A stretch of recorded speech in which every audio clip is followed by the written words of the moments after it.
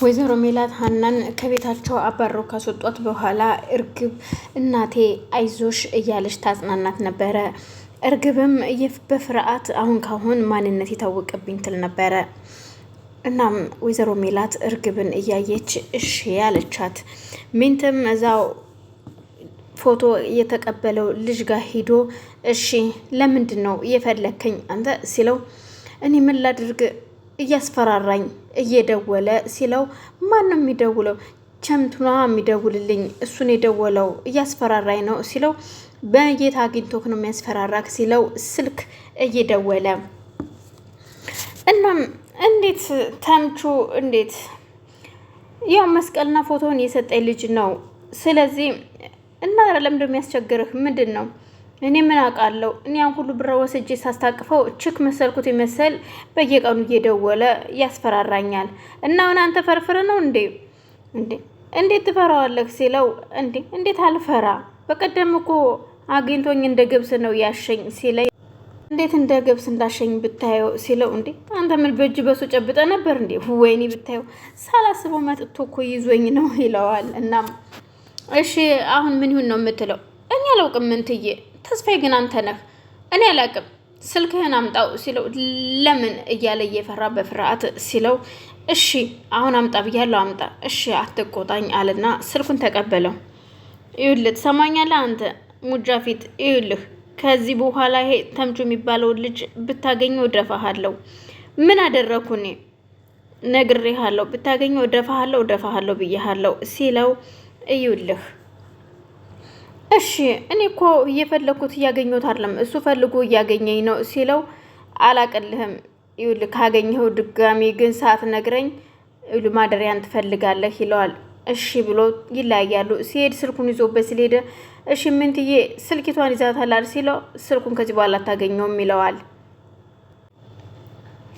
ሰላምም እናቷ ክፍል ስትሄድ ወይዘሮ ሜላት ስልክ እያወራች ነበርና ስልኩን በይሽ በቃ በኋላ እናወራለን ብላ ከባዩሽ ጋር ስለነበር የምታወራው ስልኩን ዘጋች። እሺ ሰላም መጣሽ እንዴ ስትላት አዎ መጣው። እኔ ምልሽ ግን መጥፎ ሰው ነሽ ስልሽ ጥሩ ሰው ትሆኛለሽ፣ ጥሩ ሰው ነሽ ስልሽ መጥፎ ሆነሽ ታገኝሻለሁ። ቆይ ግን አንቺ ሴትዮ ምንድነሽ? ማነሽ ግን? ሰላም እየሰደብሽኝ ነው ስትላት እኔ እየሰደብኩሽ አይደለም፣ እኔ ደግሞ ማንነትሽን እንድትነግሪኝ እየነገርኩሽ ነው ስትላት ምን ሆነሻል ግን ሰላምዬ ስትላት ይኸውልሽ ከሀና ላይ ያንን ሁሉ ማድረግሽ ተገቢ ነው? ምን ይሁን ብለሽ ነው?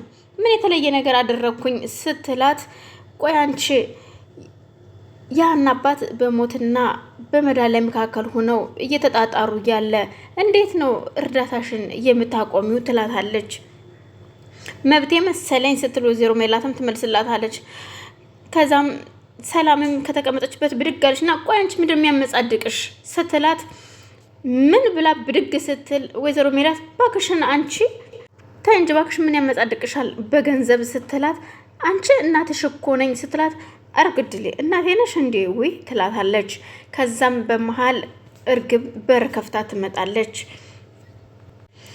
ቆይ እኔ የምለው ይህንን የምታዋርጅኝ ቆይ ለምንድን ነው ስትላት ሰላምም ቆይ መቼ የነበረሽን ክብር ነው የምናዋርድሽ?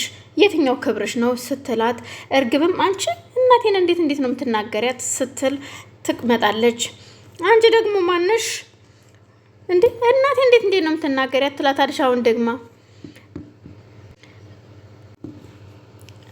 እርግብም እንደዛ ስትቆጣት ሰላምም ከየት መጣሽ ሽምብራ ሙሽራ ከየት መጣሽ ሽምብራ አሉ ብላ ተረቷን ተረተችባትና ስትናገር እንዴት ለምን ምን አገባሽ ስትላት እንዴት ነው የማያገባኝ እናቴ አይደለች እንዴ ስትላት ወይዘሮ ሜላትም እዩልሽ ሰላም ከዚህ በኋላ እኔን እንደፈለግሽ መናገር ትችያለሽ፣ ልጄን ግን እንድትናገሪያት አልፈልግም ትላታለች።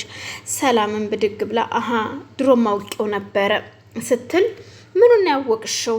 ይሄ ቀን እንደሚመጣ እኮ አውቄው ነበረ፣ ግን ደግሞ በዚህ ፍጥነት ይሆናል ብዬ አስቤው አልነበረም። አንቺ ልጅ ግን አብደሻል ስትላት ያበድሽው አንቺ ነሽ፣ እኔ አላበድኩኝም፣ በሰው ህይወት ላይ የምትጫወቹ ስትላት በሰው ነፍስ የምትጫወቹ ጨካኟና እብዷማ አንቺ ነሽ ትልና ሰላምም እናቷ ላይ ትቆጣለች። እርግብም አንቺ እናቴን ነው እንደዚህ የምታያት ስትል አንቺም ዝም በይ አንቺም እብድ ናችሁ ስትል ወይዘሮ ሜላት ሰላምን በጥፊ ስትመጣት እርግብ ትደነግጣለች። አየቻትና ሁለቱንም ግራና ቀኝ አይታ ጥላቸው ወታ ትሄዳለች። እርግብ እርግጥ እውነት ለመናገር ካሁን ማንነት ይታወቅብኛል እያለች እየደነገጠች ነው ያለችው እና በጣም እጅግ በጣም የሚያሳዝነው ወይዘሮ ሜላት በጣም ከባድ ሰው ናቸው። እውነቷን ነው ሰላምም የተናገረችው።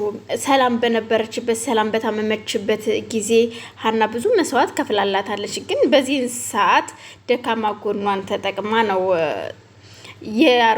የሽማግሌውን መታመም ለሷ መከራ ስቃይዋ እንዳያልቅ ብላ ነው የሕክምናውን አልሸፍንም ይቋረጥ ያለችው እና በጣም ነው የሚያሳዝነው እውነት ለመናገር እጅግ በጣም ያሳዝናል። ወይዘሮ ሜላት ግን ሰላም ግን የእውነት ትህትናዋ በጣም እጅግ ይለያል። እነ ተምቹም ከሆስፒታል እንዴ ምን ሆነ ነው አንተ ብቻዬን እዚህ ሬሳ ጋር ቁጭ አድርገኸኝ የጠፋኸው ሲለው እንዴ አንተ ግን ቆይ ተምቹ ግን ብቻ ማውራት ጀመርክ እንዴ ይለዋል። ታዲያ ምን ላድርግ እዚህ ቁጭ አድርገኸኝ እና ምን ሆነ ነው የቆየኸው ሲለው እባክህ ዶክተሩን ላናግር ሂጂ ነበረ ግን ዶክተሩም ብሩን ካላመጣችሁ አይታከሙም ብሎ ጠመመብኝ ይለዋል።